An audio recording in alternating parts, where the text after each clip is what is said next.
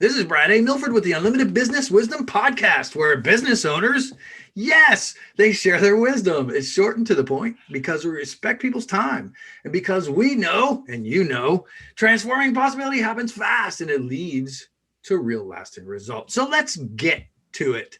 Question number one. Ryan, in a few sentences, tell me who you are and what you do.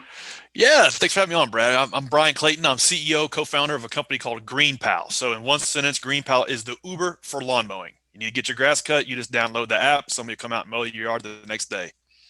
Love it. So simple, really succinct. So the Uber for lawn mowing. Love that. Crystal clear, man. I can't wait to dive in a little bit more. The human brain is wired to avoid complexity. So I try to communicate our value proposition as simple as we can. Brian, you're speaking my language. Complexity is the enemy. Simple is brilliant. I love it. We're speaking the same talk. Question number two, Brian. What's the best thing about being in business? Oh, the best thing about being in business is something that causes you to level up, causes me to learn things I never would have learned, to do things I never would have done, to read books I never would have been interested to read. So, 20 years of business, I've constantly like checked in every 5, 10 years, and I'm a different person. I'm always having to reinvent myself, and the business and the marketplace extracts that out of me. Love that. Because this is not your first rodeo. This is not your first business, is it? That's right. Yeah. Actually, before GreenPal, I had a lawn mowing business. I started cutting grass in high school and college, and over a 15-year period of time, built that to one of the largest landscaping companies in the state of Tennessee where I live.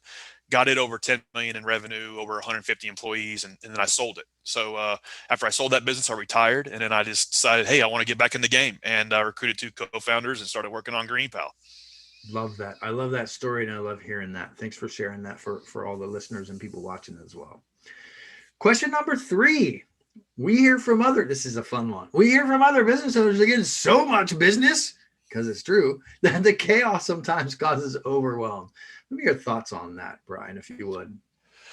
Yeah, I think that's a good problem to have when you have so much business that you can't keep up with all of it. And because I've had the other problem where you can't get the phone to ring. I went through the 2008 financial crisis, and it was like somebody took a water faucet and just turned it off. There was nobody wanting to do business with anybody. So I think that's a good problem to have, and just constantly reframing and understanding like, okay, this is great that I have these challenges to deal with in terms of growing my business and keeping up with demand, and also it can be the thing to help you put in the systems to get to from 7 figures to 8 figures or 6 figures to 7 figures. So look at that overwhelming feeling as an opportunity. It's not happening to you, it's happening for you. And this is the moment where you got to start building those systems to deal with it. Love it. So true. It all comes down to the systems. Yeah. As you know, that's great. Thank you. Especially having built a company to 10 million, it really is all about the systems in between those levels, isn't it? That's exactly right. That's what gets you past 7 figures to 8 figures. 100%. Question number four. What other successful business owners, like yourself, of course, Brian, should be on the Unlimited Wisdom podcast? Ooh, there's a guy by the name of Noah Kagan that I follow on YouTube and Instagram. Great guy. He was employee number 20 at Facebook, and pissed off Mark Zuckerberg and got fired. And he basically lost the effect of about 100 or $200 million in stock options. And he rebuilt himself. He started a business called AppSumo. So you should reach out to him. Great guy. Love it. I love it. I know who he is. When you were telling the story, I'm like, wait, that sounds similar. But no, I love it. That is one heck of a story, isn't it? Yeah, and I love that he just never gave up, and now he's doing really well. Love it. Absolutely. Thanks for sharing it, Brian. Let's get to some wisdom. What do you think? Yeah, absolutely. All right. What piece of wisdom, Brian, would you share with other business owners coming from your experience? Ooh, what do I single out? Make it ridiculously simple for people to speak with you as the business owner. Reduce all friction for customers to speak with you and give you feedback, because it's that feedback is kind of like your in-house R&D. It's the thing that guides you in terms of what you need to be working on, where your business kind of stinks, and what you need to fix. And a lot of business owners, myself, I've been guilty of this. Will put up barriers between them and their customers because they don't want to hear it, and the feedback hurts. Well, make it simple. Make it really easy for them to reach you by phone, email, or in-app chat, whatever. Because over a long period of time, that feedback is what enables you to build something, a business that people want to continue to use. So let's dive in there a little bit, Brian. This is great. This is a great point. Remove the resistance between you and your customer is what I heard, or you and your client, right? So what are some, I mean, you've been around the block a few times, right? So what are some of the ideas or suggestions that you might offer to remove some of that resistance? What's coming to mind, I'll share freely with you, Brian. It's like, you don't want to keep a close sign on your door when you're actually open, right? That's the image that came to me. What comes to mind for you, and what are some of the actual action steps that you might recommend someone just starting out? Yeah, yeah. So if you don't do this, there's a gap that develops between you and your customer, between company logic and customer logic. And so you want to close that gap. And the way you do that is just through constant communication, whether it be by phone, email, or text. For me, some things that have worked, we have a digital product, we have a mobile app that connects buyers and sellers, but we have a little piece of chat software embedded in every screen. And so anybody that's using our products can talk to us at 7 days a week. 24 hours a day. And I myself, I have a team of about 24 people that work in this business, but I still do at least an hour a day of in-app customer support.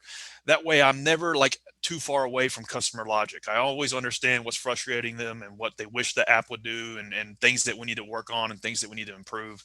So it's kind of like free R&D. And, at a more practical level, if you're not building a digital product, I've seen business owners not want to give their personal cell phone out and give like an office number out. And like, that's just silly to me. Like, this is business is a full contact sport. It's 6, 7 days a week.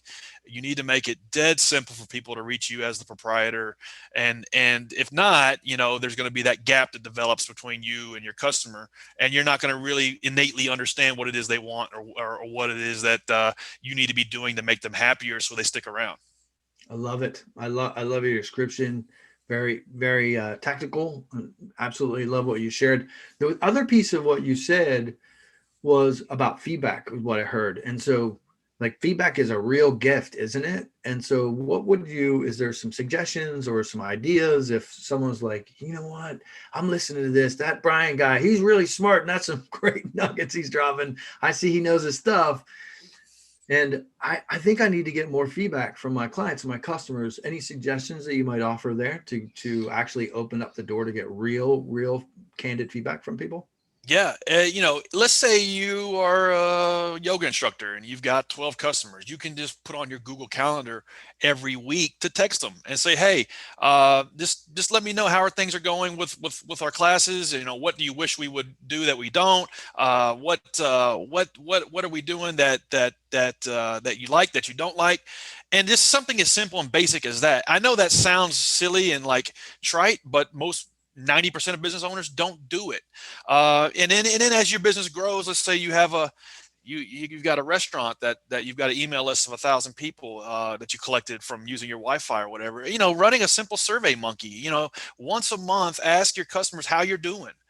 Ask them what it is that open-ended questions. What do you wish we would do that we're not currently doing? And don't be resistant to what you hear back. Look at the feedback as it's happening to you and not it's happening for you and not to you, and use that as like an opportunity to make your business better, and to kick your competitors' butts, because that feedback is how you can understand where you need to be going. You'll never be at a loss for, okay, these are the things we need to be improving about our business. And this stuff sounds simple, but the reality is 9 out of 10 business owners don't do it. So true. I love that you're sharing it. The fortune is in the follow-up, as it said. And real candid feedback is just it gets you out of the comfort zone, gets you into the growth zone. So really simple but tactical and fruitful information, Brian. I really appreciate you sharing that. Let's switch gears. I know you and I have a lot to talk about. We can talk for hours. Let's switch gears. We work to live, not live to work. See, I almost got it wrong there. I must be working too much. But, we do. We work to live. So I'm dying to know, what's the most fun vacation you've ever had? I love to travel. It's a passion of mine. I actually had never been out of the country. I'm 40 years old. I'd never been out of the country up until age 38, and because I had been working on my businesses for 20 years. When I finally got my second company, GreenPal, to a point of profitability and a good team around me, I decided to start traveling more. And for me, a good vacation is not one sitting on the beach. It's one laying out some sort of challenge to go conquer. And so whether it be like going scuba diving or hiking some hard hike. I actually messed up in Mexico. I signed up for what I thought was a hike, but it was really climbing the tallest mountain in Mexico, and that was an experience. I felt like I was going to die, but that was probably one of my funnest vacations. At the time I was like, why did I sign up to do this? I'm freezing cold. I can't breathe. Everything hurts. I've been on this climb for 2 days. But looking back, that was one of the moments that really stands out in terms of traveling for me. So trying to challenge yourself and get the body moving to experience things, experience nature, to me is what a good adventure and a good vacation looks like. I love it. I too love the adventures. I love your story, man. That's great. Those are the ones we remember when we get That's right. a little bit of growth in there, right? Something challenging, right? So That's I right. love it. Bryan, thanks so much. I appreciate you being on. I know how busy you are. I get it. I appreciate the investment of your time and just being here. So thank you very much. When somebody listens to this and watches this and says, like I said earlier, like, hey, I have to reach out to Bryan. I'm really interested. I'm intrigued. I'm fascinated by what he's doing. I'd like to know more. What is the website or social media? What's the best way for them to reach out to you? Yeah, anybody listening to this doesn't want to waste time mowing their own yard. They can just download GreenPal in the App Store or Play Store. But anybody who wants to reach me personally, I've been hanging out on LinkedIn a lot lately, so you can connect with me there and shoot me a message on LinkedIn. Great. I love it. That's right. Don't cut your own grass. Work smart, not hard, right? That's right. Time is better spent working on your business. Let somebody else mow the yard. 100%. Thanks again. Thanks so much for being on, Bryan. This is Brad A. Milford with the Unlimited Business Wisdom Podcast, where business owners, are you ready? Yeah, they're making 5, 6, 7, 8, 9, 10, 11, 12 figures. But it's not all about the money. For us entrepreneurs, it's also about sharing their wisdom and creating impact globally. Thanks for joining us.